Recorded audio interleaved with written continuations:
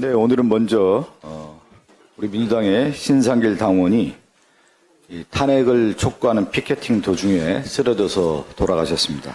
안타까운 비부가 전해졌는데요. 이 고 신상길 당원에 대한 추모 묵념으로 시작하겠습니다. 모두 자리에서 일어나 주시기 바라겠습니다.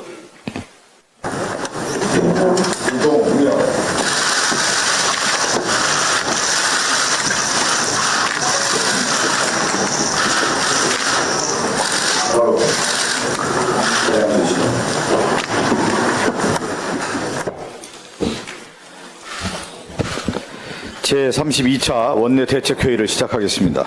박찬대 원내대표의 발언이 있겠습니다. 12.3 내란으로 대한민국이 자유민주주의 국가 지위에서 탈락했습니다.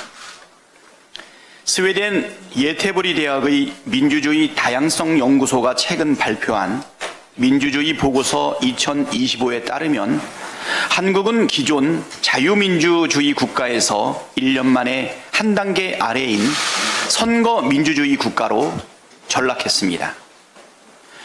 정부가 야당과 반대 의견을 얼마나 존중하는지, 얼마나 포용적인지를 측정한 심의 민주주의 지수에선 48위라는 낙제점을 받았습니다.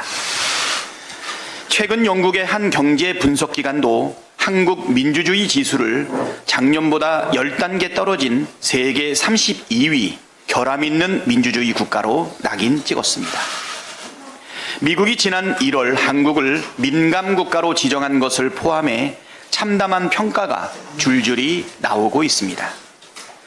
독재 정권 뺨치는 윤석열의 폭정과 12.3 내란 사태로 대한민국의 국격과 민주주의가 처참하게 무너졌습니다. 내란 수계의 윤석열의 탄핵 심판 최종 변론이 끝난 지 오늘로 22일째입니다. 윤석열 파면으로 대한민국의 민주주의와 국격을 다시 회복해야 합니다. 헌법재판소는 신속하게 선고를 내려주십시오. 검찰이 구속을 방해한 김성훈 경호처 차장이 결국 보복 징계를 자행했습니다. 대통령 경호처가 윤석열 체포영장 집행을 주장한 경호 3부장을 지난 13일 해임 의결한 사실이 뒤늦게 드러났습니다. 내란 수계 윤석열이 풀려난 뒤 기세 등등해진 김성훈 경호차장이 자신의 지시에 불응한 경호처 간부에 대한 인사보복을 자행한 것입니다. 검찰 국수본에 비밀을 누설했다는 것이 징계 사유이지만 경호 3부장 측 변호인은 비밀을 누설한 적이 전혀 없다라고 반박하고 있고 경찰 국수본 역시 보안사항을 전달받은 바 없다고 이미 밝혔습니다. 김성훈 처장은 부당한 인사보복은 물론 윤석열 체포를 무력으로 저지하고 비합헌 기록 삭제를 지시한 현행범으로 진작 구속했어야 하지만 검찰이 구속을 방해함으로써 사태를 악화시켰습니다. 경찰이 어제 김성훈 차장과 이강우 경호본부장에 대한 구속영장을 다시 신청했습니다. 김성훈 차장은 4번째, 이강우 본부장은 3번째 구속영장 청구입니다. 서울고검영장심의위원회가 검찰은 김성훈 구속영장을 청구하는 게 맞다고 결론 낸 지도 12일이 지났습니다. 검찰은 시간 끌지 말고 신속하게 구속영장을 신청하길 바랍니다. 또다시 방해한다면 내란 공범으로 특검 수사를 받아야 할 것입니다.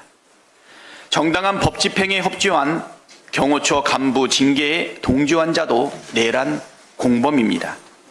최상목 부총리는 부당한 파면, 해임, 승인을 거부하십시오. 만약 보복 징계를 승인한다면 그 책임도 반드시 져야 할 것입니다. 최상목 부총리는 헌정질서 유린 행위를 중단하십시오.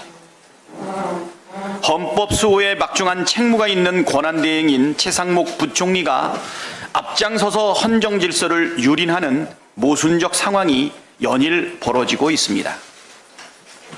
오늘로 국회 추천 헌법재판관 3인의 임명 동의안이 본회의를 통과한 지 82일째 헌법재판소가 마은혁 재판관을 임명하라는 결정을 내린 지 19일째입니다. 자신은 헌재 결정을 따르지 않으면서 헌법 수호의 막중한 책무 때문에 명태균 특검을 거부한다는 회개한 말을 늘어놓은 게 정상입니까? 윤석열의 헌정 파괴로 인해 위기가 지속되고 있는데 위기를 수습하기는커녕 오히려 내란 속의 체포 방해와 내란 수사 특검 거부, 명태균 특검 거부로 내란 수사를 방해하고 헌재 결정과 현행법을 무시하며 혼란을 키웠습니다. 헌법 수호의 막중한 책무를 저버리고 헌정 질서를 유린한 책임을 더 이상 묵과하기 어렵습니다.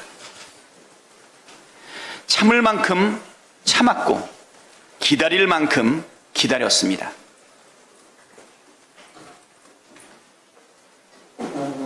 내일까지 마은혁 재판관을 임명하십시오. 이상입니다.